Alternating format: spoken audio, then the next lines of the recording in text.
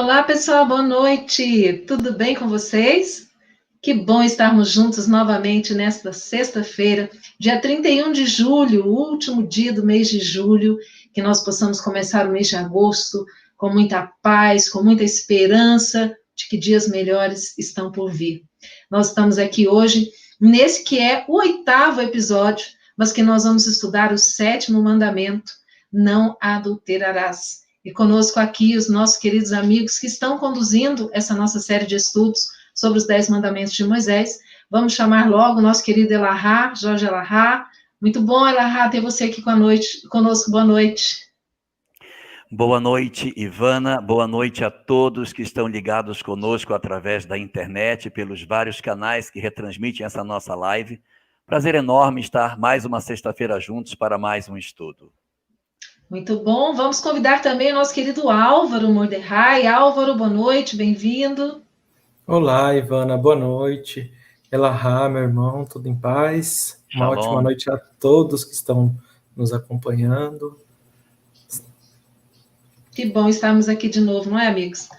E a nossa live ela está sendo transmitida simultaneamente pelas redes sociais do IGESE, da Web Rádio Fraternidade, do Centro Espírita Lar de Jesus e do GESEB, do Rio de Janeiro. Então, muito obrigada aí pelos nossos parceiros. E como vocês já sabem, ou para quem está chegando agora ainda não sabe, nós temos um primeiro momento inicial em que os nossos dois irmãos vão trazer o assunto para nós, contextualizando de acordo com a cultura judaica, o cristianismo, o espiritismo, e depois nós abriremos para as perguntas. Então, na medida em que as coisas forem acontecendo, o estudo for acontecendo, vocês podem aí já começar a mandar suas perguntas pelo chat, tá bom? Então, sem mais delongas, palavra com vocês, meninos. Olá, boa noite para todos, boa noite, Álvaro. Vamos começar a nossa discussão de hoje, dos assuntos que temos para tratar. E hoje o mandamento fala muito de afetividade, relacionamento afetivo e compromisso afetivo, que é o mandamento não adulterarás. E particularmente a gente vai começar essa discussão conversando um pouquinho sobre cultura judaica e uma questão que existe muito forte, que é o fato de que o mandamento e a própria estrutura do pensamento judaico é um pensamento monogâmico. É essa estrutura monogâmica do judaísmo que trouxe para dentro da formação da família cristã a ideia do casamento monogâmico. Por que que o Ocidente tem famílias monogâmicas? Por que que o Ocidente tem esse perfil? Esse perfil, ele é herdado da cultura judaica. Foi daí que foi retirado esse conceito quando Saulo de Tarso, convertido em Paulo de Tarso, o grande divulgador cristão, começou a fazer as suas pregações de cristianismo. Ele levava, junto com a mensagem cristã, a base do pensamento judaico, a estrutura filosófica de vida que o judaísmo possuía, de tal maneira que os valores do Ocidente costumam ser chamados de valores judaico-cristãos, porque parte das verdades da nossa sociedade ocidental estão apoiadas em conceitos cristãos e parte dos conceitos da sociedade atual estão ligadas a conceitos relacionados a judaísmo. E aí é essa fusão do pensamento de Paulo, o apóstolo, com aquilo que ele conhecia na época de doutor da lei, com o que ele conheceu na época como cristão, que formou a base da divulgação que ele fez, que herdou para nós esse formato de sociedade que nós temos. Mas existe uma questão bem interessante aí. É o fato de que o judaísmo, ele valoriza muito 3 personagens de sua história. 3 homens foram considerados como os patriarcas do judaísmo: Abraão, seu filho Isaque e o filho de seu filho Jacó. Chamados 3 patriarcas, eles são exemplos, eles são elementos assim muito estudados, suas vidas estão todas narradas no livro do Gênesis, da Bíblia, que é a primeira das 5 obras que fazem o Pentateuco judaico, a Torá. Então, logo na primeira obra, nós vamos encontrar a história desses 3 personagens. E, curiosamente, esses 3 personagens, eles não têm as relações monogâmicas em 2 casos, tanto no caso de Abraão, como no caso de Jacó.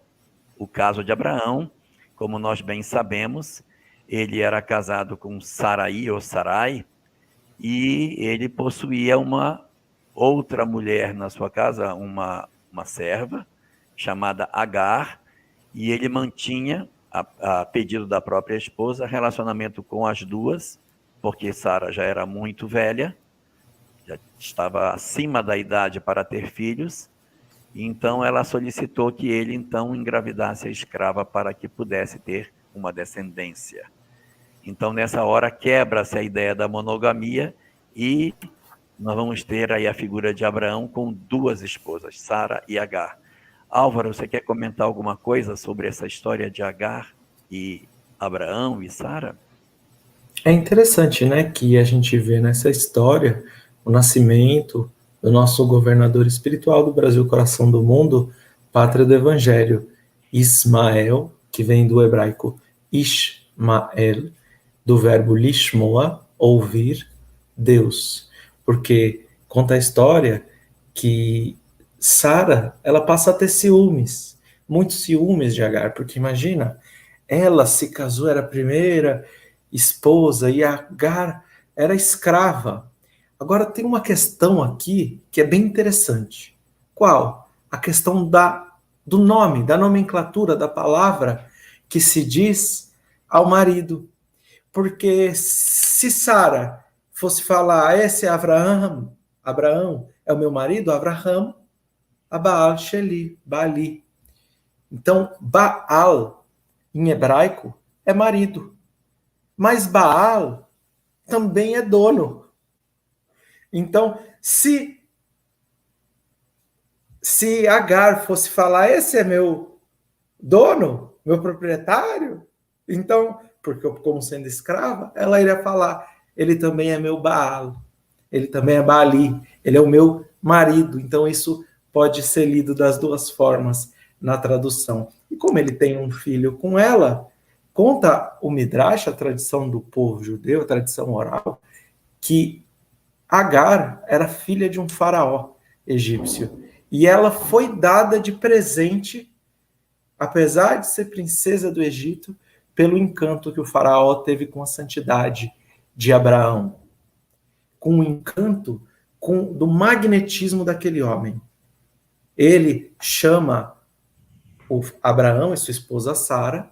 Quando os dois vão até a presença do faraó, o faraó pede para se casar com Sara. Eles falam, mas ela é minha esposa. Mas você falou para todos aqui no Egito. Ele havia mentido que ela era irmã, porque ele tinha medo de ser assassinado para que se pudessem casar com ela. Já que uma esposa não poderia ter 2 maridos, ele falou, vão me matar e aí podem casar com ela. Está resolvida a lei. É aquela atalho intelectual, egocêntrico, que a gente costuma fazer com a lei divina. Então, ele oferece dessa forma, ele entendendo que ela era esposa.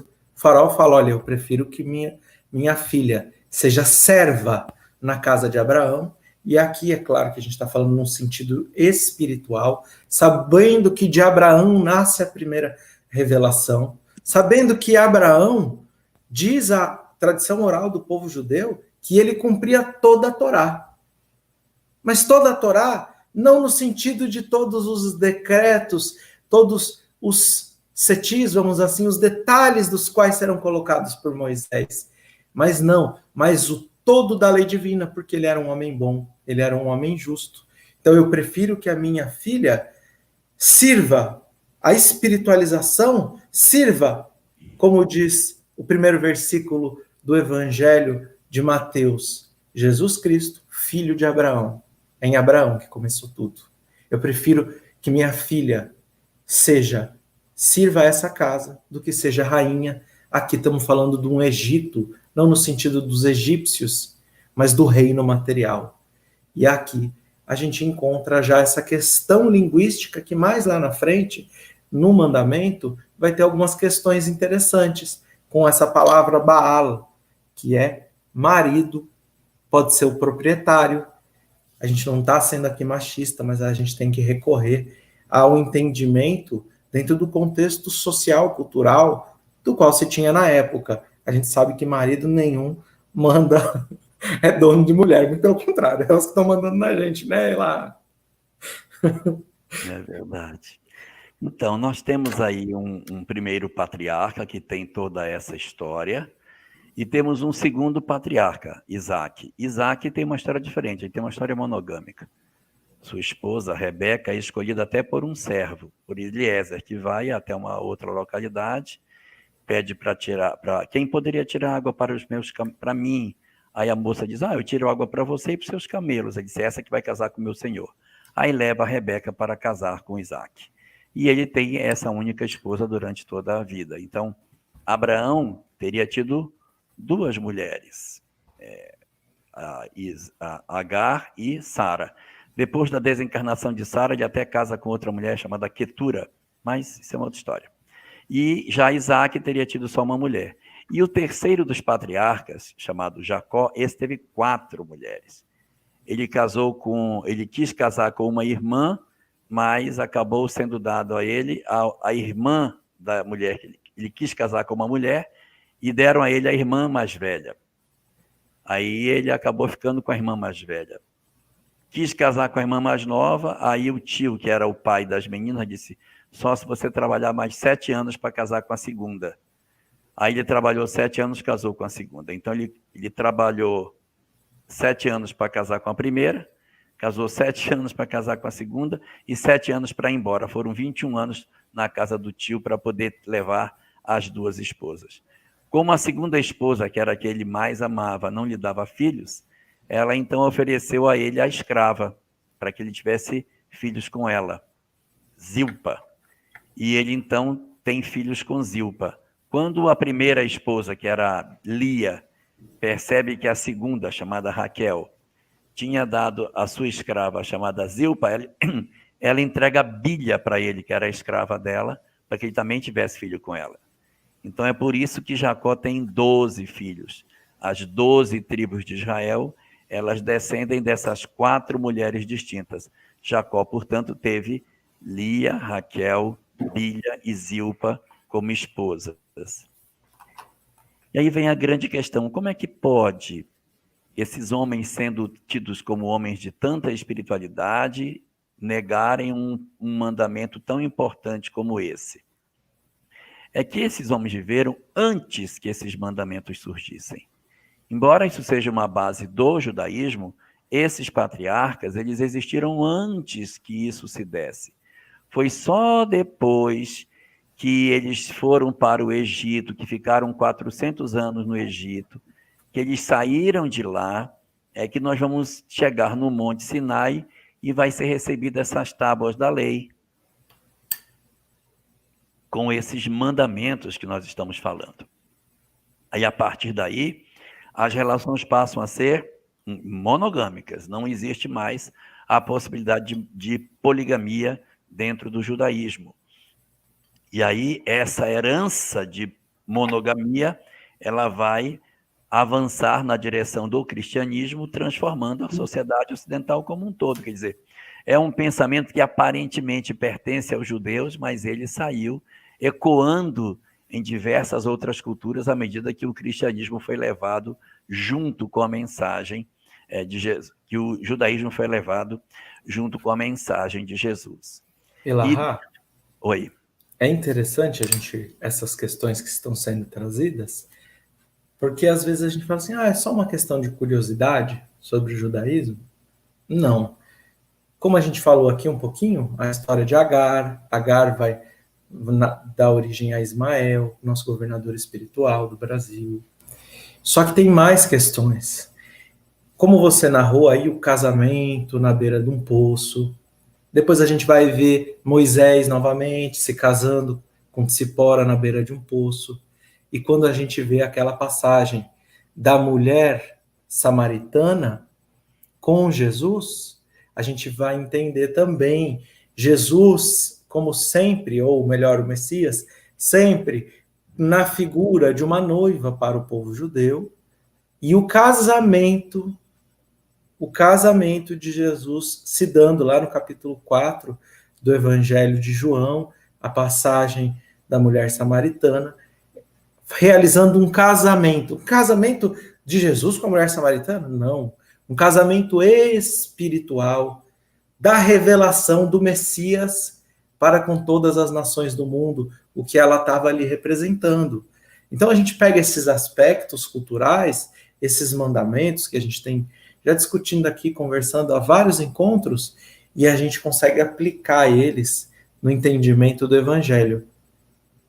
Então, é interessante trazer essas questões, né, Elahad, que vão colaborar aqui para a gente ter um entendimento profundo, um pouco mais profundo do Evangelho. E desculpa que eu te interrompi.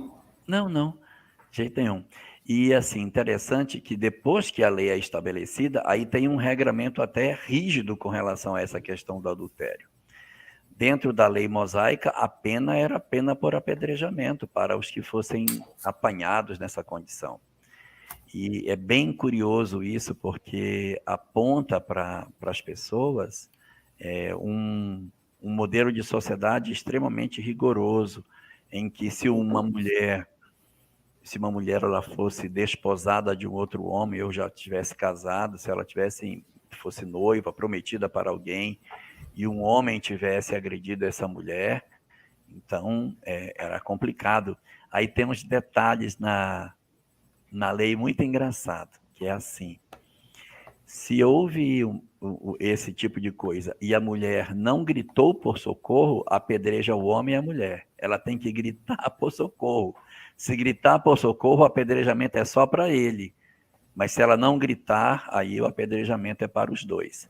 E se ela morar no campo e não na cidade, aí ela não é apedrejada, porque no campo ela não teria como gritar para alguém. Ela gritou e não foi ouvida. Então apedreja-se apenas o homem e não a mulher.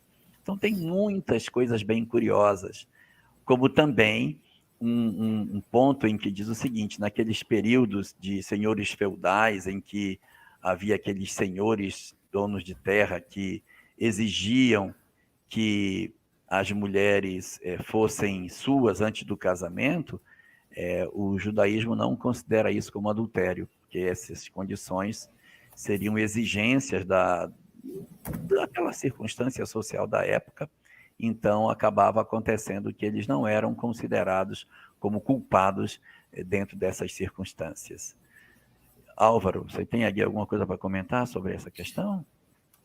Isso é bem legal, que a gente fala assim, caramba, a pena de morte, a gente vem recebendo uma carga de interpretação sobre os textos e a lei judaica, sem uma grande profundidade de conhecimento, não através do espiritismo, mas eu falo na história da humanidade, houve um afastamento do cristianismo com o judaísmo, do judaísmo com o cristianismo, e muito mais do que isso, teve, assim, eu costumo falar que viram-se as costas e passa-se a dar por milênios interpretações sobre o evangelho que elas precisam ser significadas para nós. Para quê? Para a gente seguir em frente, para a gente acalmar essas chagas, essas mazelas que estão guardadas no psiquismo, na história da humanidade, e a gente reencarnando através de tantas vezes receber, talvez, essas informações, a gente precisa de um pouquinho de bálsamo em relação a isso. E o que eu vou falar? É sobre a pena de morte, porque a gente fala assim, olha, a pena de morte por apedrejamento, a gente joga um monte de pedra na pessoa. E não é isso. Não existe essa pena de morte no judaísmo. Se a gente pegar o Talmud e a gente for lá no Maseret Sanhedrin, no Tratado do Sinédrio, onde a gente vai encontrar algumas questões da pena de morte, principalmente, e a gente tem um outro tratado do Talmud, que é o Maseret Sotá, que ele fala só sobre sobre adultério, a gente vai compreender isso mais a fundo. E o que eu estou querendo dizer? Que não existe pena de morte, questão de você jogar pedra em alguém. Porque está escrito assim, atirem na pedra. Não é jogar pedra na pessoa. Então, quando eu peguei o evangelho de João e fui ler a passagem da mulher adúltera, aquilo muito me intrigou. Porque eu fui ter o contato com o evangelho muitos anos depois. O meu contato maior sempre foi, sem sombra de dúvidas, com o judaísmo. Então, quando eu peguei e fui ler essa passagem, eu lembro que eu liguei para o Haroldo, para o nosso amigo que vai estar aqui com a gente em uma dessas próximas lives, e eu falei, Haroldo, vê para mim o texto em grego. Eu falei, porque será que não está escrito atirem A na pedra? Porque atire a primeira pedra está errado. Isso não existe na lei judaica. E Lucas teve o seu evangelho ditado por Paulo de Tarso. Paulo de Tarso era doutor da lei. Ele não ia colocar um erro, um equívoco tão grande na condição dele. E aí ele falou, Álvaro, tem sentido, vamos procurar. Conversei com outra grande estudiosa, a irmã Aila Pinheiro, e a gente pesquisando junto, a gente vai compreender que, na verdade, esse atire a primeira pedra, ele está correlacionado com o que é trazido no Ato dos Apóstolos, que também é escrito por Lucas, também ditado por Paulo, capítulo 26, versículos 9 a 11, onde Paulo está dizendo assim, e eu condenei muitas pessoas à morte, à prisão, a tudo. E quando a palavra em grego que está escrito eu condenei, é katéforos. Katéforos significa atirar uma pequena pedra. Uma pedrinha desse tamanho que não mata ninguém. Aí, mas como assim? Então, o Sinédrio e os tribunais da antiguidade tinham o hábito de se realizar um julgamento, não assim, jogando, condenou, joga pedra, não. Mas os juízes tinham pedrinhas brancas e pedrinhas pretas, e se eu quisesse condenar, eu jogava uma pedrinha preta no cestinho, e se eu quisesse absolver, eu jogava uma pedrinha branca. Dessa forma, no final, contavam-se as pedrinhas brancas e pedrinhas pretas, e o que está ali contado, 10 pedrinhas, 70 pedrinhas pretas, 2 pedrinhas brancas, está condenado. Então, quando fala atire a primeira pedra, não é no sentido de jogar para matar ela, a mulher adúltera, mas é no sentido de condenar ela. E isso é tão claro que Kardec, quando coloca para nós no Evangelho segundo o Espiritismo, ele coloca essa passagem em não julgueis para não ser julgado. Então, dentro de uma leitura judaica, a gente vai compreender que aquele apedrejamento de Estevão, que lá em Paulo Estevão, psicografia de Emmanuel, através de Chico, a gente vai encontrar Emmanuel colocando o Maseret, o Tratado Sanhedrin, Sinédrio, do Talmud, como linha a linha, explicando o que Saulo está fazendo. E, na verdade, ele coloca ali, não como um rito judaico, mas ele vai colocar que é um rito macabro e que desafia todas as condições que é trazida dentro da condição de julgamento. Então, Álvaro, o que você está me dizendo? Não era para matar? Não. A gente tem uma Mishnah que fala assim, uma Mishnah, uma outra parte da tradição oral do povo judeu, que vai dizer assim, que todo aquele que tem um buraco e não constrói cercas ao redor dele, ele é responsável por aquele que cai e se acidenta. Então, o que está querendo dizer isso? Se eu tenho um poço no quintal da minha casa, imagina alguém está passando lá de noite, não vê o buraco, cai no poço. Quem é o culpado por aquela morte? Uai, sou eu, sou dono da casa. Por que você não construiu uma cerca em volta do poço? Você é responsável pela morte. Então, essas questões, por exemplo, de adultério, que imagina se não houverem as leis, essa lei principalmente, de não se cometer adultério, de não cometer o roubo, de não cometer o homicídio. Imagina a bagunça que seria a sociedade, principalmente dentro de um contexto de uma sociedade primitiva. Então, as leis são colocadas, olha, a pena de morte, mas não é no intuito de se matar alguém que cometeu adultério, mas é no intuito de se criar uma cerca, o que vai dizer a lei judaica. Uma cerca para que ninguém caia nesse poço. Por quê? Porque a população daqueles tempos, daqueles dias, era primitiva em muitos aspectos. Nós estamos inseridos na lei do progresso. O que hoje é mais óbvio para nós, naqueles dias talvez fosse mais desafiador. E se até hoje é desafiador dias. Então, o que eu estou querendo trazer para resumir, Elahá, e não me estender mais muito? O que eu estou querendo trazer, porque isso daqui merece um seminário de 2 horas só para a gente falar a respeito sobre o assunto ou mais. O que eu estou querendo dizer?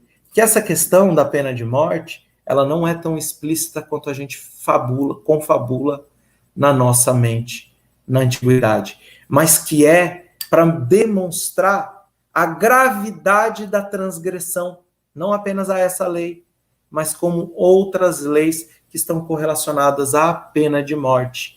E que muitas dessas traduções desses conceitos se perdem, porque a gente não tem o hábito de estudar a cultura judaica, a lei judaica, não tem o hábito de se inserir no contexto do evangelho para entender o que está se passando ali. A gente olha para o evangelho, às vezes, com os olhos de hoje, para querer entender uma cultura, uma sociedade, uma condição de 2000 anos atrás. E existe um ponto também aí, bem interessante, que é como que a comunidade judaica tratava. Ela não trata o adultério como uma coisa simples. Ela dá a ele uma representação muito significativa. E o que ela faz? Os filhos que nascem desse tipo de relação, eles recebem o título de manzer, ou seja, bastardo. Um manzer, ele perde o direito de se casar com um judeu de nascimento. É como se ele fosse uma pessoa de segunda categoria. Ele vive no meio da comunidade judaica, sim, vive, mas é judeu, não, é tranquilo, judeu, só que ele não pode casar com um judeu de nascimento. Ele tem que ter uma relação com pessoas que foram convertidas ao judaísmo. Ele não é aceito. Se for fazer um casamento, não, mas você é manzer, você vai casar com um judeu de nascimento, não pode.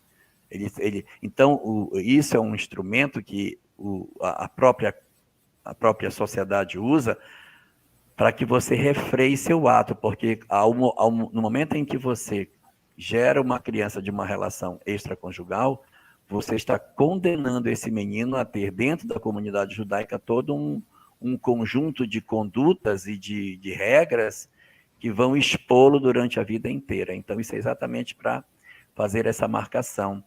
E eles tratam isso de maneira muito rígida, muito rigorosa. Isso é dado como uma coisa grave. E é interessante que é essa dinâmica que vai permitir com que a comunidade judaica permaneça como ela é hoje. E aí tem uma coisa bem curiosa, a definição de um judeu. O que é um judeu? O judeu é o filho da judia.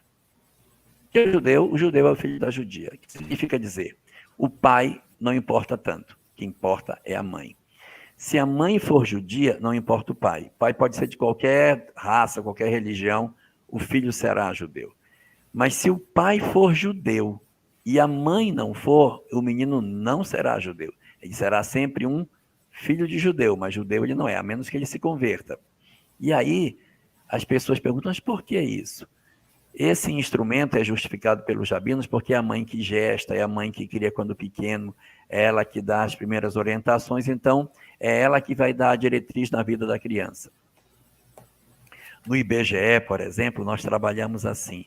A religião da criança até 10 anos é a religião da mãe. É assim que a gente calcula.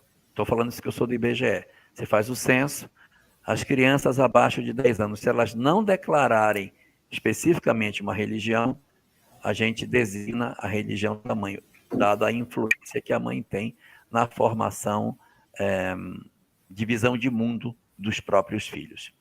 E aí, dentro disso, as pessoas perguntam, mas por que isso? A explicação é essa, mas ela tem uma consequência social muito interessante. É que se é a mãe que gera um menino judeu, o homem judeu ele é obrigado a procurar uma esposa dentro da comunidade, não fora. Se ele procurar uma mulher fora, ele perde a concessão de ter filhos judeus. Então, isso vai fazendo com que a comunidade vai se fechando em si mesma, ela não abre. Por que ela é tão fechada? Porque os homens casam com as mulheres internamente e, por conta disso, a gente acaba tendo uma nova visão de sociedade, que é um modelo no qual você tem que andar dentro do mesmo grupo para que seus filhos tenham o direito de serem também considerados judeus de nascimento. Mas isso são os aspectos que a gente tinha hoje para tratar sobre cultura judaica. A gente precisa falar também do mandamento, depois abrir para as perguntas. E como a gente sempre faz uma conexão com as leis morais, em função da questão 648 de O Livro dos Espíritos, que diz que as leis morais estão conectadas com os mandamentos, o mandamento de hoje é a lei de reprodução, porque essa questão está vinculada aos aspectos que dizem respeito à vida afetiva, a vida sexual de cada um de nós. E nesses aspectos particularmente, a doutrina espírita nos é muito atenciosa, com diversas orientações. Temos uma obra magistral sobre o assunto, que é o livro Vida e Sexo, que traz ensinamentos maravilhosos sobre a conduta nossa, sobre a forma de nós trabalharmos para que a gente consiga exercer a nossa afetividade sem que isso seja para nós instrumento de queda. É visto pela doutrina espírita como as energias afetivas como um excelente instrumento criador, uma energia criadora maravilhosa que a gente precisa saber utilizar a nosso próprio benefício. E todas as vezes que você faz alguma coisa que você ama de paixão, que você se entrega para fazer, que você faz com prazer, as nossas energias afetivas, elas cursam por isso. Então, nós precisamos amar alguma coisa. Nós precisamos estar apaixonados por alguma coisa. Precisamos fazer alguma coisa com intensidade e com paixão para que as nossas energias cursem.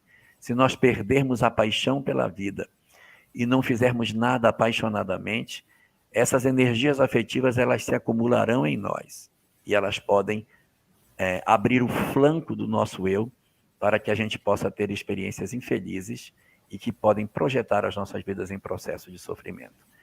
Exatamente para evitar esse drama é que o Espiritismo nos aconselha que a gente cuide bem, que a gente preste bastante atenção nos nossos passos, porque 3 são as maiores causas de queda dos espíritos na Terra: dinheiro, poder, sexo. Então, que a gente preste bem atenção. Segundo Emmanuel, aos erros do amor, ninguém escapou.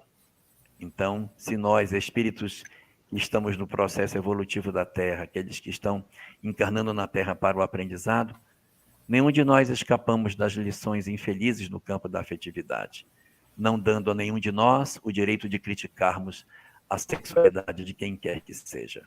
Nós somos, portanto, espíritos que temos que olhar primeiramente para nós, para as nossas condutas, para as nossas vidas, para que a gente consiga se libertar dos graves conflitos que nós trazemos dentro de nós próprios.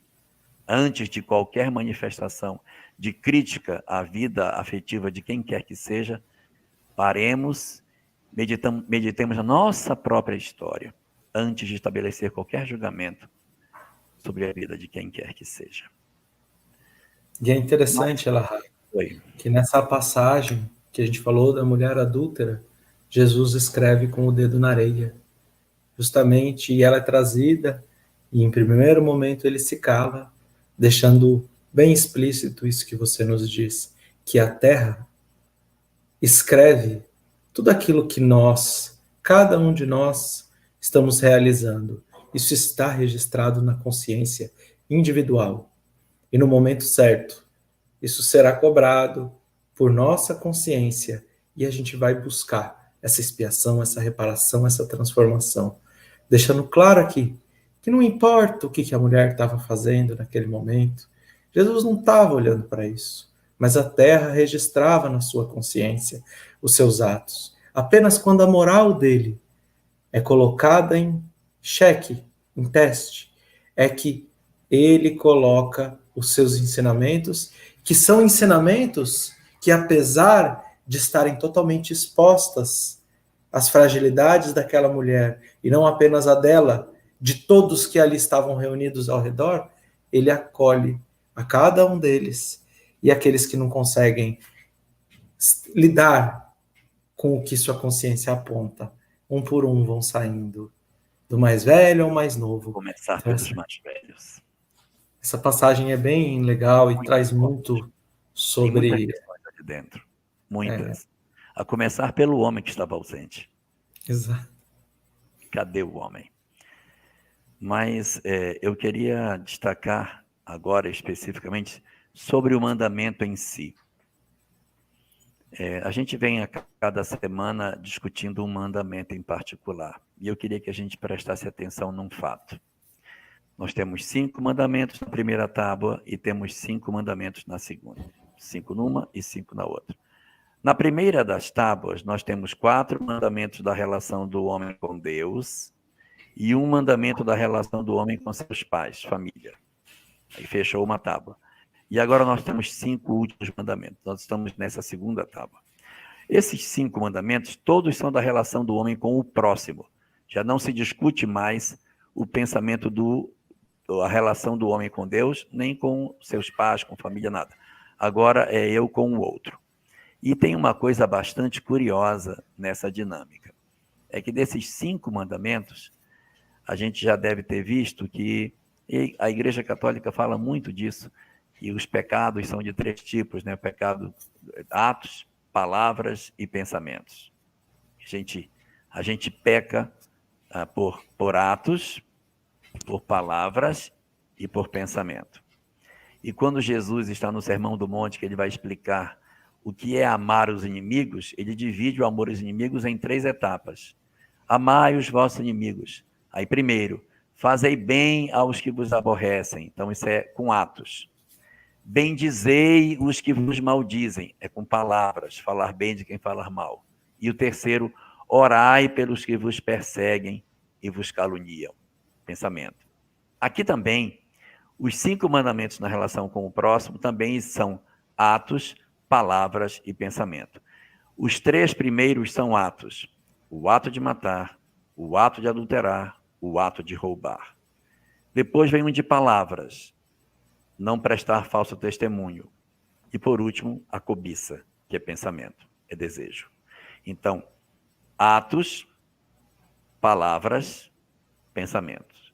Agora vamos para os atos. Nós temos 3 atos. O primeiro deles, o ato de matar, crime contra a vida. Esse está como primeiro colocado. O segundo, o adultério colocado em segundo, antes do roubar, mostrando que ele é mais grave do que o furto, do que o roubo. Porque este leva as coisas que são materiais, mas o adultério pode levar de nós coisas muito mais profundas. Não chega a matar fisicamente, mas ele pode levar de nós todas as esperanças, toda uma história de vida. Então ele está colocado entre a morte e o furto. Os 5 mandamentos vão caindo na gravidade. Matar, destruir a emoção, a afetividade de alguém, machucar a pessoa afetivamente. Depois o próximo que a gente vai ver, se Deus permitir, na próxima semana, a questão do roubo, do furto. Depois a questão do falar, do falso testemunho. E por último, a cobiça. Mas vamos focar agora um pouquinho nessa questão do adultério.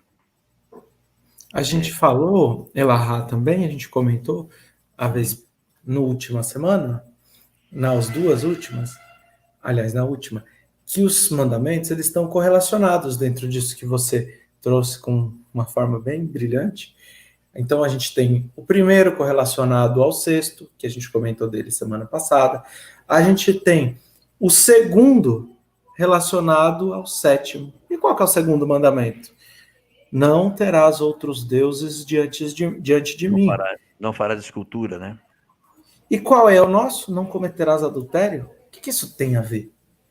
Então a gente vai se lembrar do profeta Oséias, que ele chegam Deus na linguagem, toda a linguagem simbólica do Antigo Testamento, fala para ele, ou seja, os espíritos superiores, através da sua mediunidade, dizem a ele, vá e toma para ti uma mulher adúltera. E ele, mas que? Eu vou tomar para mim uma mulher adúltera? Que isso? Tá doido? Acho que ele falou pro espírito do lado dele, tá doido, meu amigo, que é isso? Que mentor que é você? E fala assim, mas qual é o sentido? Por quê? A resposta é, da mesma forma que Deus traz a primeira revelação ao povo judeu, e a gente vê uma história de rebeldia e de tantas transgressões. E se a gente olhar a segunda revelação, uma história de rebeldia e tantas transgressões, o que a gente faz com o evangelho, e hoje nós com a oportunidade de fazermos diferente com a doutrina espírita.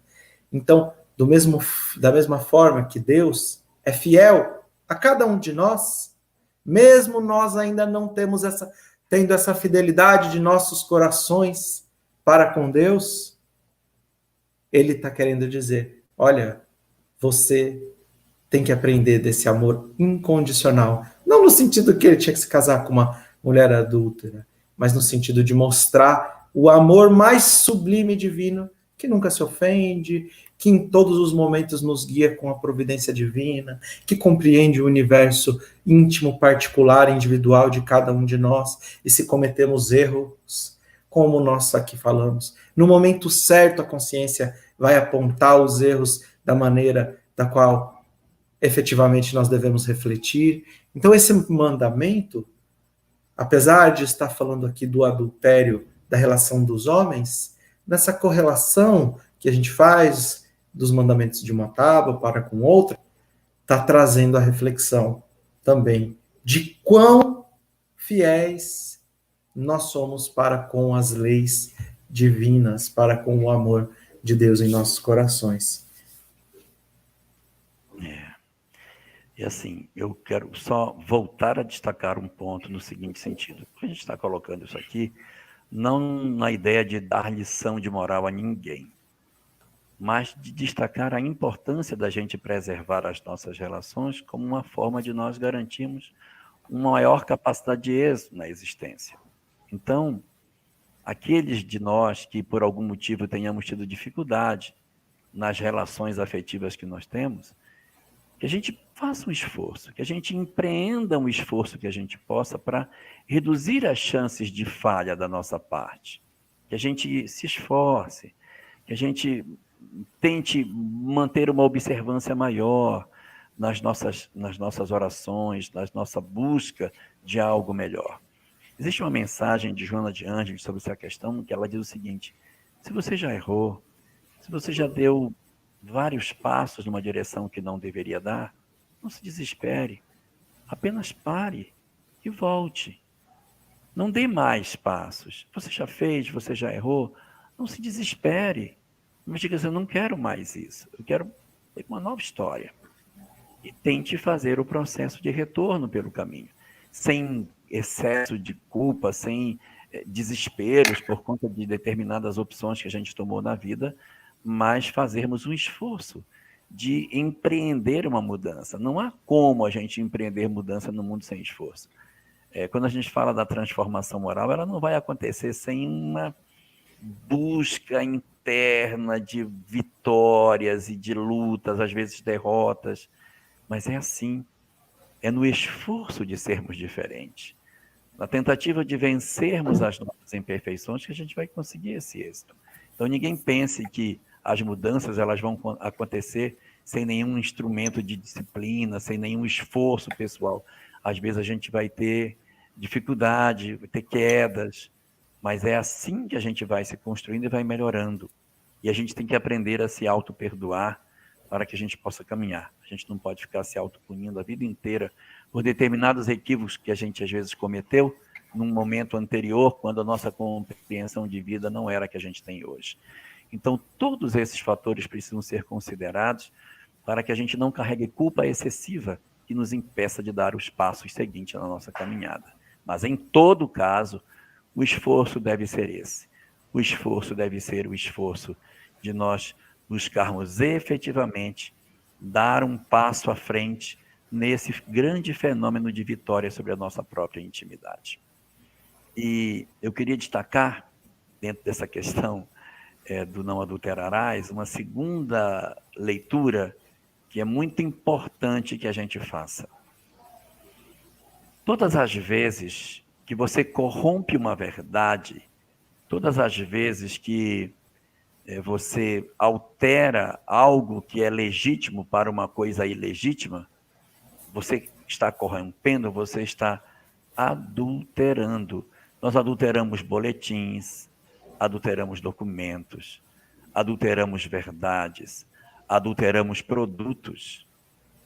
Então, todas as vezes que a gente começa a trabalhar nossas vidas de tal sorte que eu pego algo e eu corrompo esse algo e entrego esse algo corrompido para alguém, eu estou adulterando. Então, às vezes, a gente trabalha na evangelização infantil, na casa espírita, com os 10 mandamentos. Quando chega no mandamento não adulterarás, as pessoas ficam apavoradas. Meu Deus, como é que eu vou trabalhar isso com criança de 7 anos de idade? Então, nessas circunstâncias, além dos crimes de origem sexual, né, os delitos, na verdade, crimes não, mas os delitos na questão sexual, existem os delitos que a gente comete na área do artigo 171, do estelionato. Todas as vezes que a gente faz alguma coisa nesse sentido, nós estamos também corrompendo. Eu pego um produto e eu altero esse produto e volto com esse produto para o mercado com algo dentro dele que não é dele, isso também é uma adulteração. Eu estou promovendo uma mudança naquilo que era o original. Em síntese, dentro dos 10 mandamentos está a corrupção, sim, porque isso é corromper. E quando a gente corrompe, nós estamos observando aí um processo de distendido do mandamento. Então, a ideia é, não engane as pessoas. Não engane ninguém. Não faça atos de enganar os outros. E esse enganar não é com palavras, como vai acontecer com o 9º mandamento. Não é enganar com palavras, é enganar com atos. Não enganemos os outros, não façamos nada que venha promover nos indivíduos a sensação de que você mentiu e trabalhou apresentando uma realidade diferente daquela que seria. Se você vai vender 1 quilo, entregue 1 quilo. Se você vai vender um produto dentro de uma licitação, entregue o que foi programado.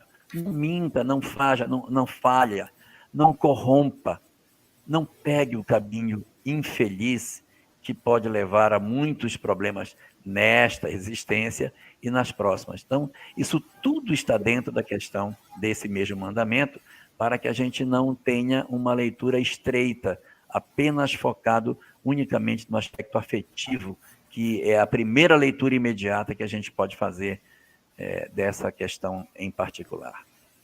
Elahá, e é bem legal isso, que tudo que a gente falou até agora, trazendo dentro dessa compreensão, vamos aprofundar um pouquinho mais, trazer uma interpretação um pouco mais filosófica, espiritual desse assunto, ainda um pouquinho mais, conectando tudo que a gente falou daqui para trás.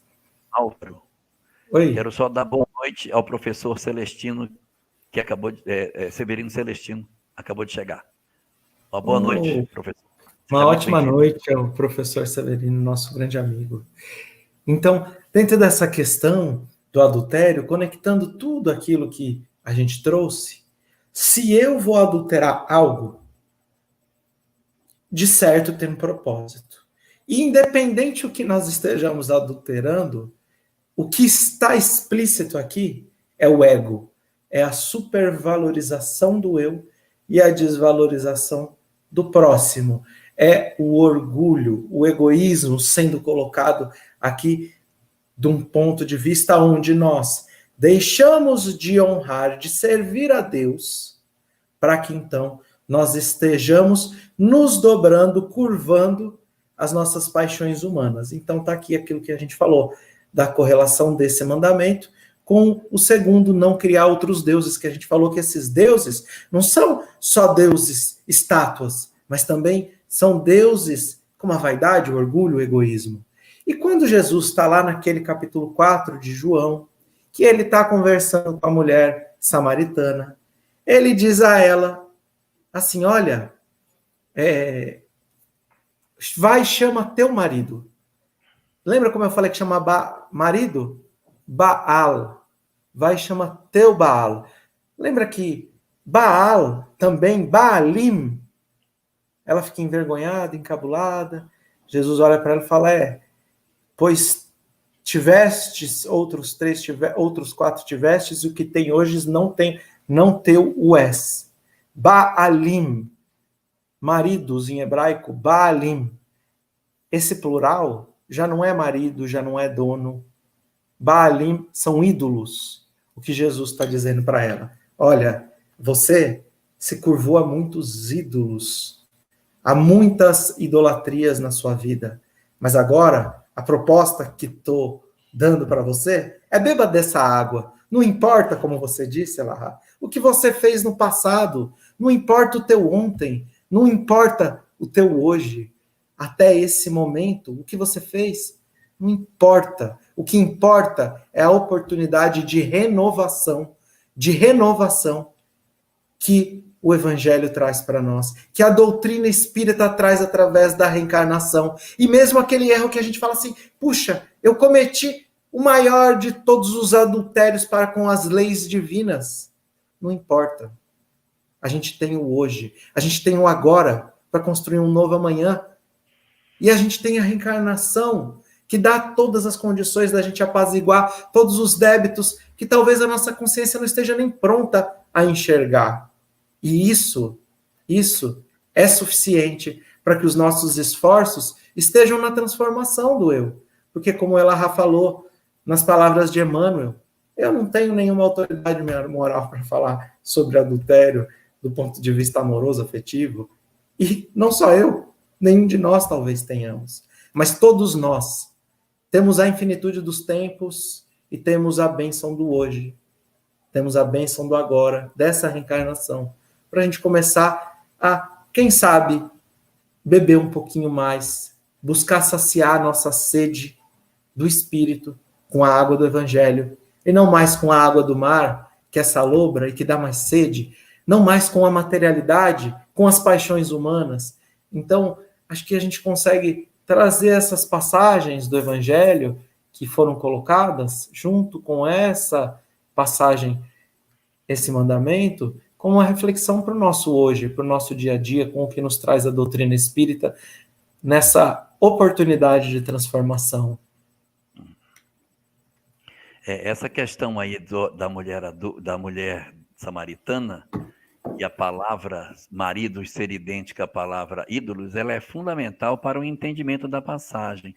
Porque quando ele fala para ela que ela teria tido 5 maridos e o 6º não é teu, no livro Sabedoria do Evangelho, quando Torres Pastorino analisa essa passagem, ele diz que os maridos representavam as 5 religiões que o povo dali daquela região da Samaria já tinha tido. Aí ele enumera todos as religiões que eles haviam passado durante aquele período, e que o 6º, que não era deles, era uma religião externa que eles estavam cultuando.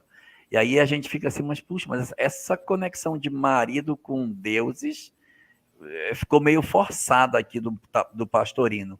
Mas quando a gente pega lá em hebraico e vai ver que as palavras elas são idênticas, fica mais fácil da gente entender essa situação que é narrada dentro do Evangelho de João.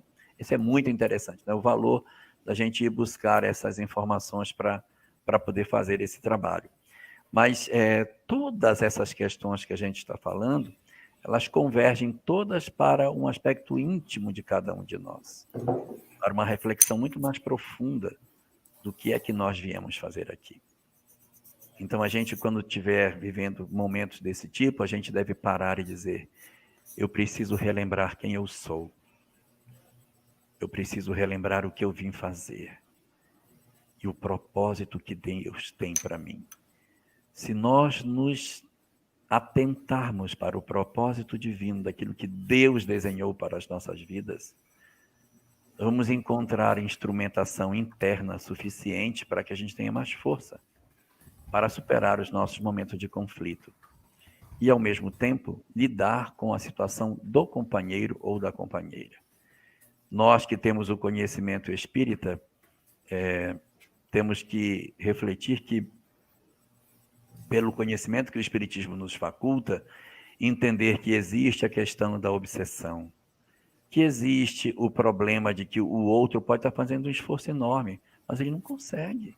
Apesar do esforço que ele faz, para ele é muito difícil vencer determinadas condutas.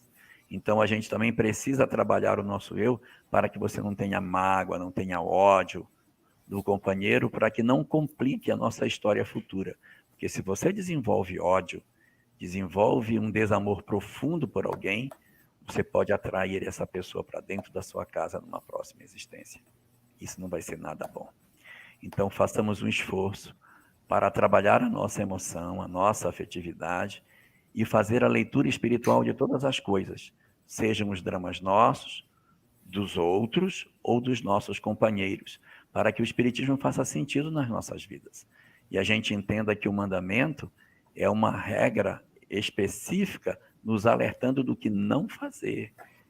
Presta atenção para que você não faça, não pegue essa via. Atrás desse mandamento existe muita dor. Não pegue essa via, que é ilusão. Pode parecer aparentemente uma coisa que vai te dar muito prazer, mas por trás disso existe muito sofrimento desnecessário que a gente pode evitar se a gente tiver mais lucidez nas nossas existências e fazer opções mais corretas do nosso proceder. Álvaro. Elahá, Oi. você comentou que o professor Severino vai estar aqui hoje, mas na semana que vem ele vai estar com a gente aqui na telinha, conversando com a gente, né? É verdade. Participando dessa live. Quando a gente for falar do 8º mandamento, nós estaremos aqui em 3. Eu, você e ele fazendo a discussão do assunto da próxima semana. Aí vai ser bom, hein? Que legal, né? Aí vai ser especial, vai ser um momento especial para todos nós. Já estamos ansiosos, né, pela presença dele aqui conosco. Mas a gente pode aproveitar agora, pelo avançado da hora, e chamar a Ivana para ver se ela tem alguma pergunta para a gente, para que a gente possa fazer as discussões referentes aos conteúdos que estão sendo oferecidos para nós. Vamos lá? Muito bem. Nós temos, sim, aqui uma pergunta da Mônica. Agora eu já sei que é a Mônica, lá de Jequié. A Mônica pergunta, Jequié. No caso da mulher adúltera, o homem também traiu? Se positivo, como ver a questão do adultério para esse casal? Este mandamento já não existia? No caso da mulher adúltera, o homem também traiu? Sim. Porque no caso do judaísmo é entendido como sendo uma questão para os dois. Até estava comentando na primeira parte que quando o homem, uma mulher comprometida sofre a ação de um outro homem, aí tem aquelas duas discussões. Se ela gritou, aí só o homem é o culpado. Se ela não gritou, os dois são culpados. Quando ocorre que ela está no campo, aí sempre ela é absolvida, porque entende-se que ela no campo não teria condição de gritar pedindo defesa. Mas se existiu uma situação, os dois estavam juntos, então a responsabilidade compete ao casal. Volta a pergunta, que tinha outras dúvidas junto com essa primeira.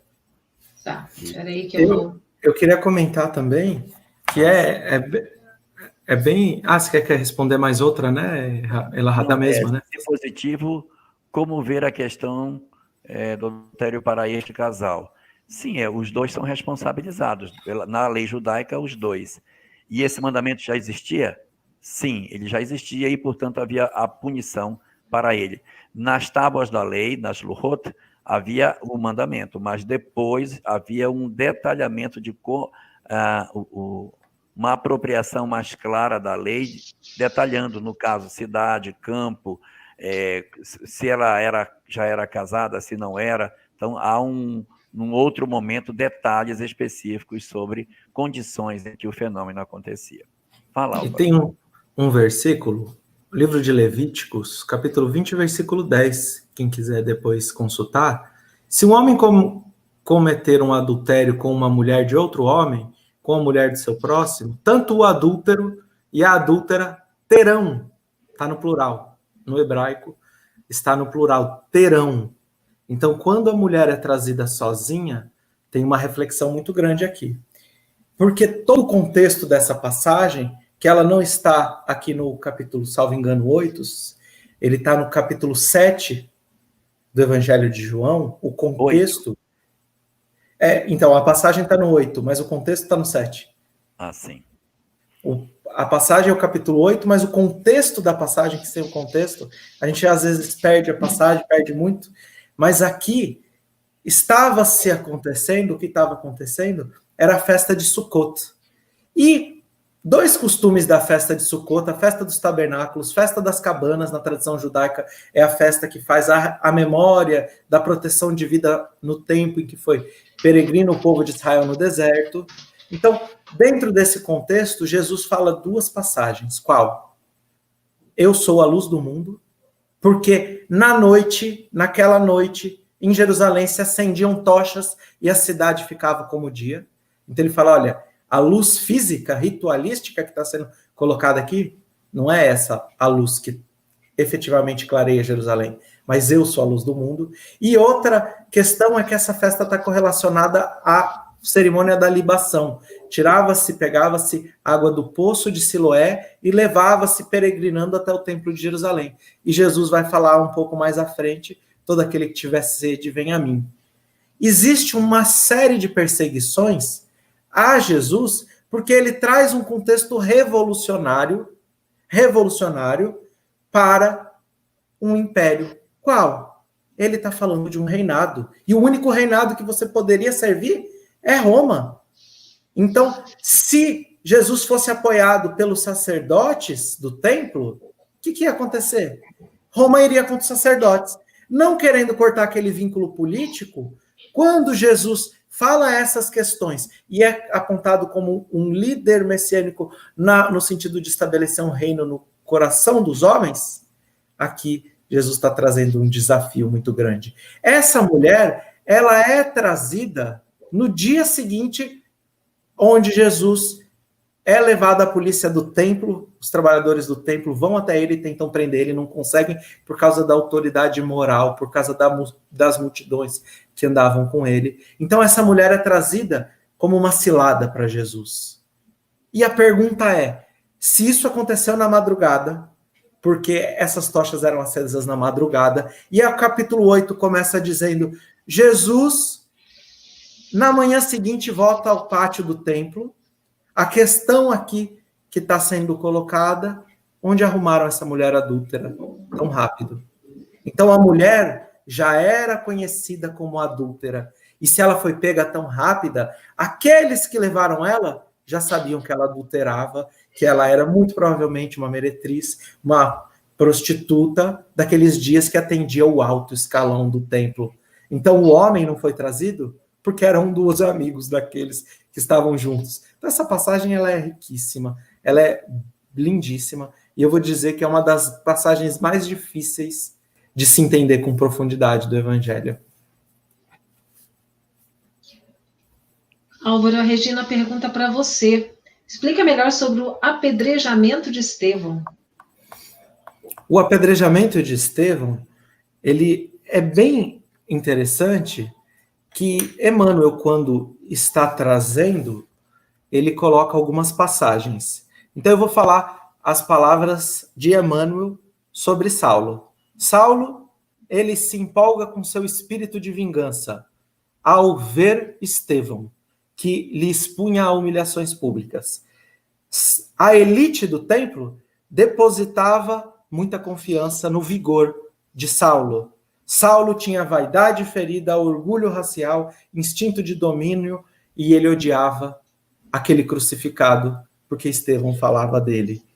Para ele, o mundo era um campo de batalha. O seu caráter era rude, violento, ele cooperava com todas as decisões autoritadas ao seu bel prazer, no máximo rigor. Ele lançou muitas pedras contra Estevão.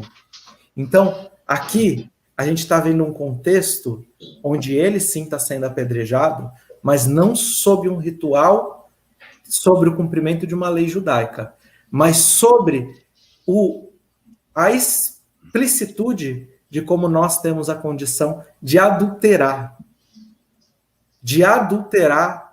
leis divinas, de adulterar ensinamentos belos que deveriam guiar a humanidade, para que muitas vezes a gente tome desses ensinamentos a prazer do nosso egoísmo, dos nossos interesses próprios. Então essas palavras que estão sendo ditas de Saulo são as palavras que está no livro Paulo Estevão. Quem pegar ela vai ver isso. E, como eu comentei, Emmanuel coloca as palavras exatamente como está escrito na página, quem quiser estudar, no Talmud Maseret Sinédrio, página 42b. Então, Emmanuel coloca frase a frase o que está no Talmud, deixando aqui uma coisa bem clara para nós. Eu costumo dizer, quem é o maior estudioso que eu tenho acesso aos ensinamentos do Velho Testamento? Para mim é Emmanuel, porque ele traz isso com um brilhantismo. E ele deixa isso registrado de uma maneira que quem já estudou e quem tem um conhecimento mais profundo consegue identificar os pontos de onde ele tirou. Com sua mente brilhante, ele aprendeu de um grande professor, Paulo de Tarso, o doutor da lei, que é o próprio que descreve essa cena. Então, o apedrejamento de Estevão também a gente tem que compreender como um equívoco de Saulo, não como cumprimento de lei. Como eu falei, Emmanuel coloca cerimônia macabra, não é uma cerimônia judaica, uma cerimônia macabra que mostra os horrores que ainda pode viver no nosso coração quando defendendo os interesses próprios.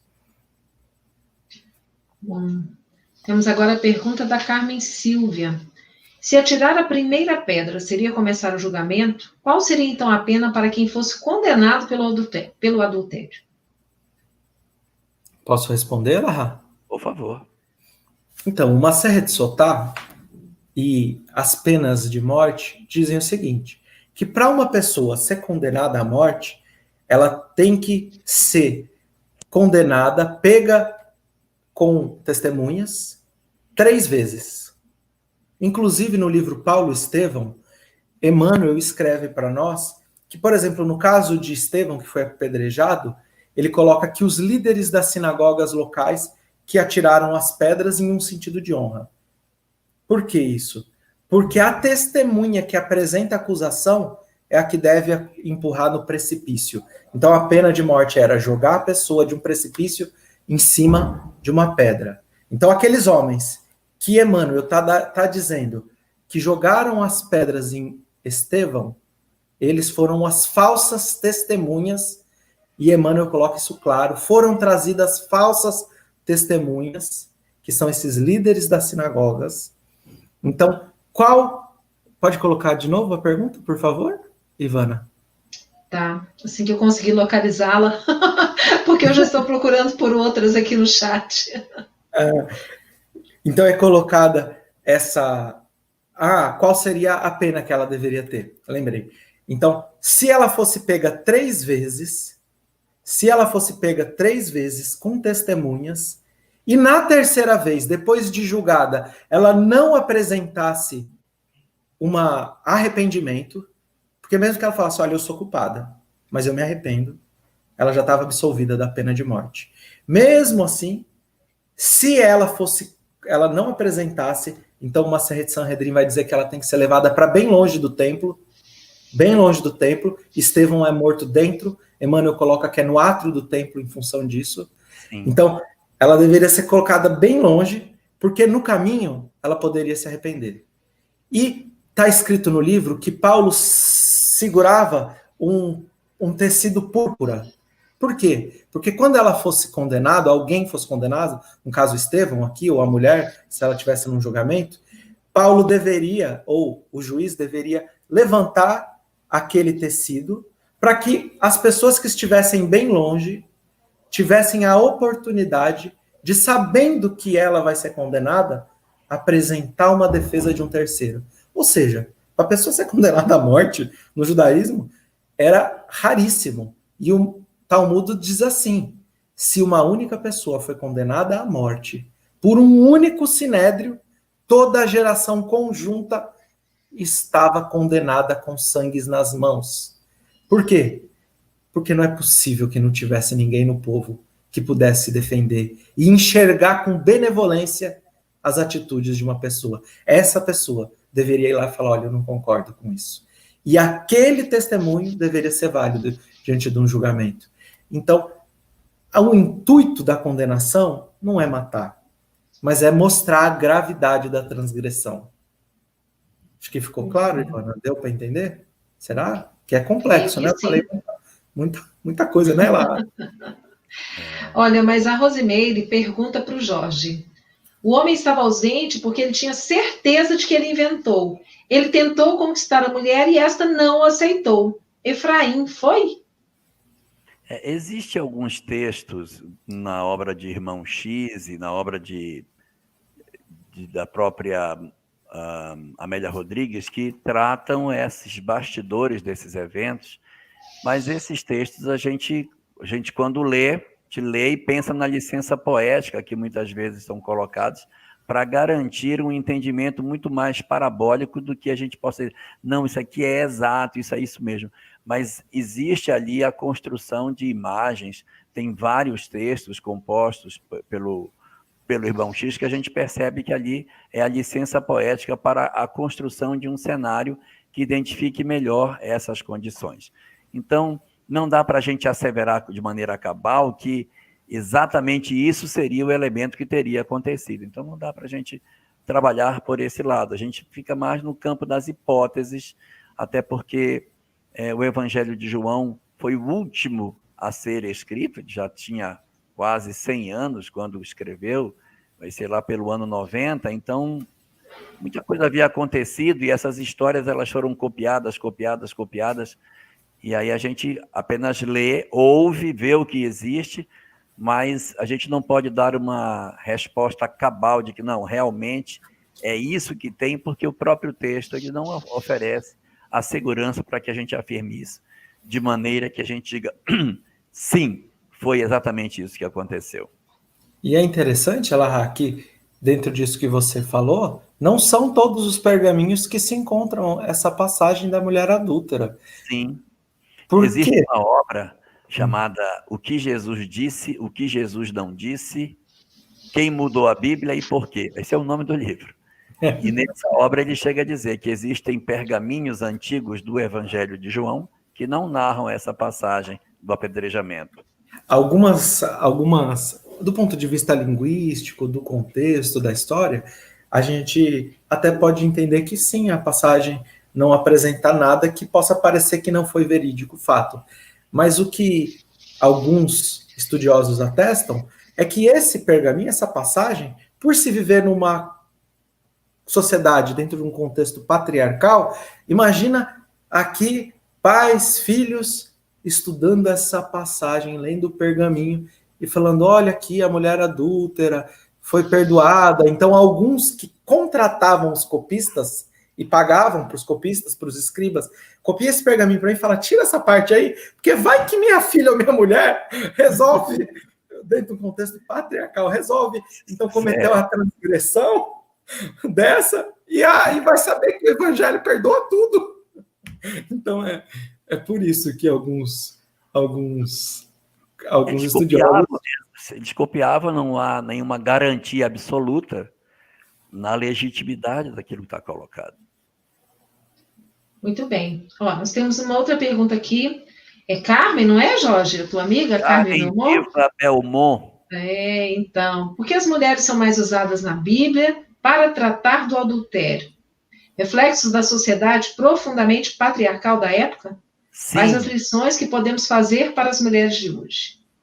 Na verdade, isso é um processo histórico, né, Carmen, em que as mulheres sempre estiveram muito relacionadas com esses aspectos no curso da história como um todo. Se você for perceber, existia na época dos patriarcas a possibilidade do homem ter mais de uma mulher, mas nunca houve a possibilidade dentro do contexto da origem do judaísmo, a história de uma mulher com 2 homens. Existia Salomão com diversas mulheres, Davi com diversas mulheres e vários outros que tiveram essa condição, mas você não tem o contrário, a chamada poliandria. Você tinha a poligamia, mas a poliandria, não.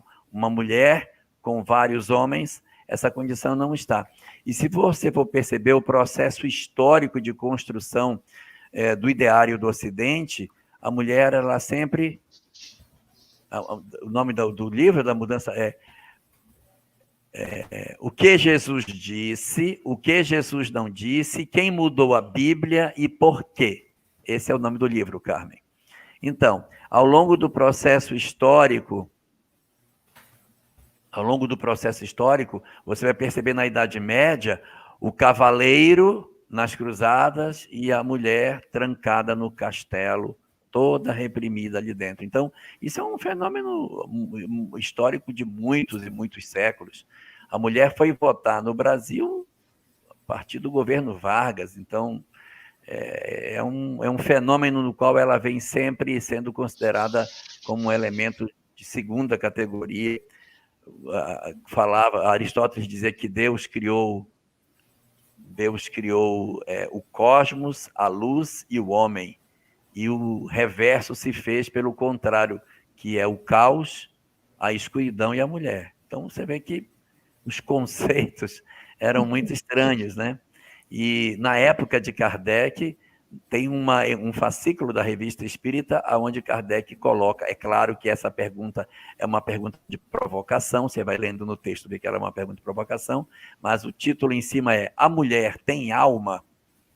Porque, na época de Kardec, havia alguns que levantavam a hipótese de que a mulher não fosse um elemento passivo de alma. Então tem muitas coisas que são históricas, e aí apontar a mulher dentro desse cenário sempre foi muito mais cômodo, muito mais confortável para o homem, e isso realmente faz parte de um grande fenômeno de libertação que vai acontecendo. A encarnação dos espíritos nos dois flancos da vida vai reduzindo as diferenças entre esses dois universos e criando uma sociedade muito mais próxima, em que os homens são mais próximos do lar e as mulheres desenvolvem a potencialidade nas atividades fora do lar, criando um modelo de sociedade que a gente já está bem experimentado dela no presente. E por isso que eu gosto de fazer live com Elahá, que a gente ouve coisas tão belas. Então, a Silvana fez uma pergunta também, que eu coloquei aí na tela, se um de vocês puder comentar.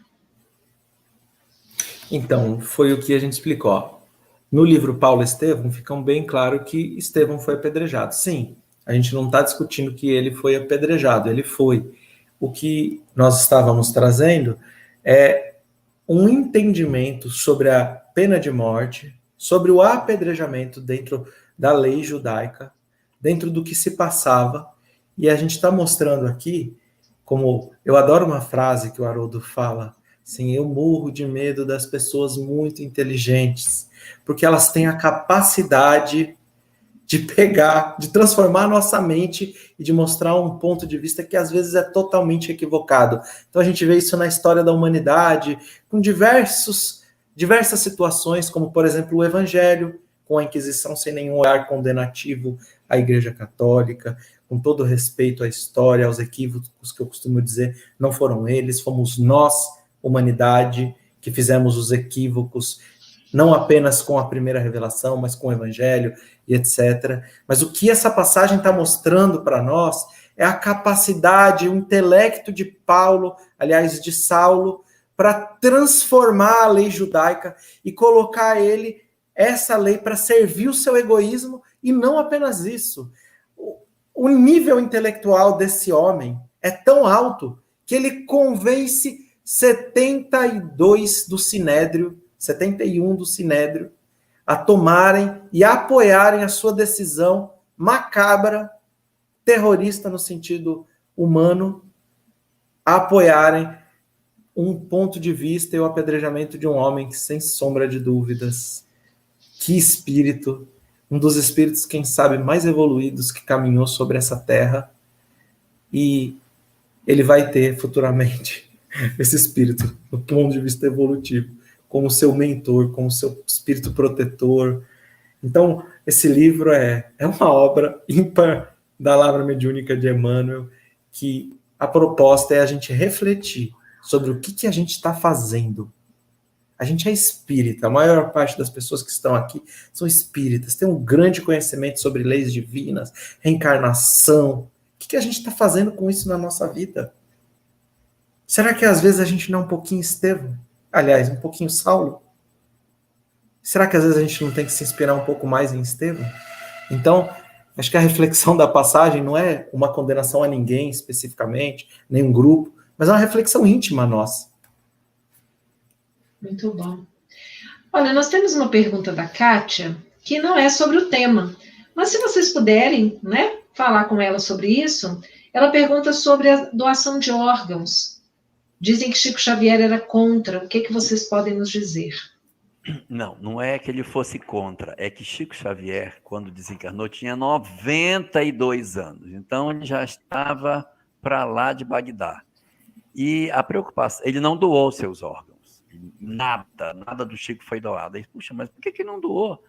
Então ele não doou para que ninguém depois dissesse, olha, eu tenho a córnea do Chico, eu tenho o fígado dele, não é? Não sei se vocês sabem, mas não existe túmulo de Moisés. Ele foi sepultado, entre aspas, pelo próprio Deus, para que não houvesse peregrinação. Não tem. Uma peregrinação para o túmulo de Moisés não vai existir nunca. Ninguém sabe onde é. Acabou. Ele desencarnou e fim de papo. Acabou. Ficou por ali mesmo. E isso é importante para que a gente não crie processos de endeusamento que acontece muitas vezes. Agora, para o ponto específico sobre a doação de órgãos, você vai encontrar material interessante na obra Dias Gloriosos, de Joana de Ângeles, em que ela aborda 3 situações distintas. A pessoa que doa os órgãos em vida, quando chega na hora da desencarnação, os mentores vêm, envolvem o indivíduo, e mesmo que ele não tenha todos os méritos para fazer uma transição melhor, o objetivo de doar seus órgãos concede a ele um pouco mais de misericórdia e ele, então, é conduzido numa condição tal que ele não percebe a retirada dos órgãos que ele vai ter. Condição número 2, você não doou os seus órgãos, mas sua família doou os seus órgãos. Nessas circunstâncias, pode ser que você não tenha realmente interesse até em doar, mas o ato é tão altruísta que os mentores ainda assim envolvem o desencarnante numa espécie de energia positiva e, tanto quanto seja possível, ele não sente o processo de retirada dos órgãos. Situação número 3, você sofreu uma ação de furto, o cara roubou o seu rim, roubou o seu pulmão, sei lá, roubo de órgãos para transplante. Às vezes, com a consequente desencarnação do doador, que não quer doar de jeito nenhum. O cara se hospitaliza para fazer um procedimento, aí você tira os órgãos dele sem que ele queira e acaba levando a óbito o paciente. Quando isso ocorre, você muito provavelmente ganhou um obsessor nesse fenômeno, porque a pessoa que teve seus órgãos retirados contra a sua vontade entende que foi, entre aspas, assassinado, e passa a perseguir o receptor. Tanto mais de acordo com a vinculação dele com o processo de doação. Em resumo, quer ter uma desencarnação mais fácil? Faça doação, porque se você doar, você vai ter mais ajuda. Se a sua família doar, vai ter que ter uma ajuda a mais aí. Então, a gente procurar fazer isso. Então, é uma atitude que a doutrina espírita considera como válida, e a decisão de Chico era porque ele estava já muito velhinho, os órgãos já não serviriam para muita coisa, e além do processo de possível endeusamento das coisas que ele tivesse deixado.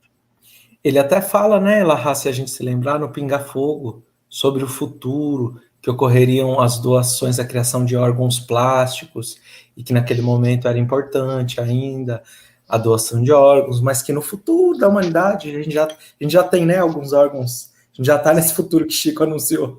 A gente tem alguns órgãos plásticos, tecidos. Hoje a gente tem, talvez não tinha nem linguagem para falar sobre clonagem, sobre tecido criado, mas hoje a gente já tem uma série de tecnologias também que vão assistir a gente para esse futuro, que não está tão distante, para que mesmo aqueles que não têm os órgãos, quem sabe, compatíveis, que às vezes é necessário, em uma série de aspectos, possa ser assistido pela ciência também, né? Bacana. Bom, meus queridos, então eu gostaria de deixar o convite aqui para que nós estejamos juntos novamente no próximo domingo, depois de amanhã, às 19h30. Nós estaremos aqui com a Cristiane Drux, que é do Rio de Janeiro, o Jaime Ribeiro, de São Paulo, e o Fabiano Santos, que é do Espírito Santo, presidente da federação. E nós vamos conversar um pouco sobre o futuro do movimento espírita pós-pandemia. O que vai acontecer? O que vai mudar? O que nós pensamos sobre isso? Porque, na verdade, tudo que se fala sobre isso é apenas especulação, previsão, perspectivas, né?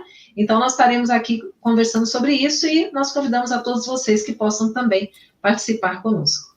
Meus queridos, então nós já estamos seguindo para o nosso encerramento. Eu passo a palavra para o Álvaro para as suas considerações finais.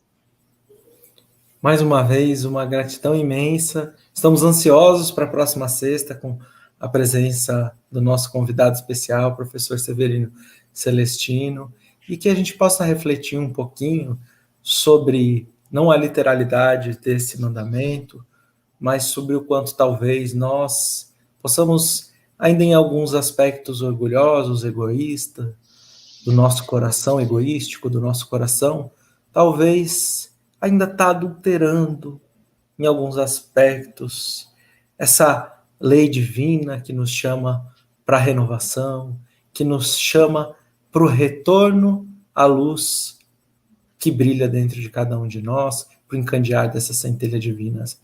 Então, aqui a minha reflexão é sobre que nós possamos, quem sabe, nos utilizar dessa oportunidade como trabalhadores da última hora, para sermos efetivamente os braços da regeneração, as palavras da regeneração, as preces de regeneração, e sermos benevolentes, tomarmos muito cuidado para que a gente não atire muitas pedras dentro dos nossos centros espíritas, dentro do nosso lar, assistindo, quem sabe, a televisão, porque ainda somos mestres em julgar os outros e atirar, como eu disse, catéforos, pequenas pedras, talvez negras, de julgamento. Então, uma ótima noite a todos e até a próxima semana. Jorge, está contigo. Só como uma recomendação final, já falamos tanto sobre essa questão, já alertamos tantas coisas, eu não quero me repetir, então quero terminar a minha fala lembrando uma outra questão dentro da adulteração. Não adulterarás a mensagem espírita. Que a gente não corrompa a mensagem que a gente recebeu. Que a gente mantenha a unidade de princípios que a gente possui, para que o espiritismo continue sendo essa luz nas nossas vidas. Que o movimento espírita consiga seguir na rota que tem que seguir, divulgando o espiritismo de maneira lúcida e coerente com aquilo que Allan Kardec nos legou, e que nós tenhamos misericórdia, tenhamos um pouco mais de misericórdia com aqueles que, de alguma maneira, achando que estão acertando, têm se utilizado de seu tempo para, de alguma maneira, divulgar mensagens que corrompem a mensagem espírita.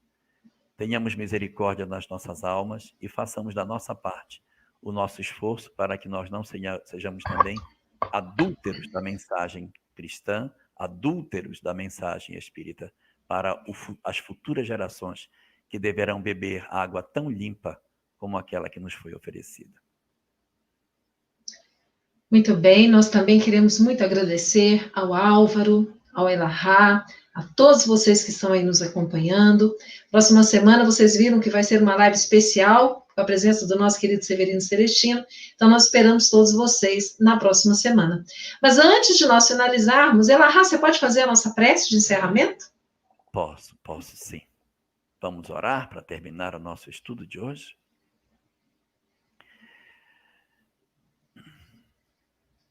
Divino Senhor das nossas vidas, sabedor da multidão de conflitos que trazemos na intimidade das nossas almas e dos múltiplos ajustes que precisamos fazer na nossa afetividade para nos identificarmos com o amor que Tu propões a todas as criaturas. A Ti, Senhor das nossas vidas, suplicamos-Te as Tuas bênçãos sobre as nossas almas, para que não nos falte a serenidade, a fim de que as nossas decisões no campo da afetividade possam ser o mais acertadas possível. Tende misericórdia da nossa humanidade e dos conflitos profundos que a afetividade tem legado às gerações do mundo. Por isso te rogamos que os ecos do mandamento, que há tantos e tantos séculos vem ecoando pela humanidade, possam finalmente acessar a intimidade das nossas almas, despertando-nos em espírito de verdade, para que nós nos levantemos diante da tua lei e nos tornemos fiéis observadores dos teus mandamentos. Abraça-nos assim no propósito de servir e amar de maneira legítima e preenche as nossas almas da misericórdia e da paz que nós precisamos para servir de maneira resoluta aos grandes propósitos da vida. Abençoa-nos assim, Senhor, dá-nos uma semana de profunda paz e que na próxima sexta-feira aqui possamos estar para dar cumprimento a mais uma etapa dos nossos estudos sobre a tua lei do Monte Sinai. Que assim seja. Boa noite a todos. Fiquem com Deus. Um ótimo fim de semana. E até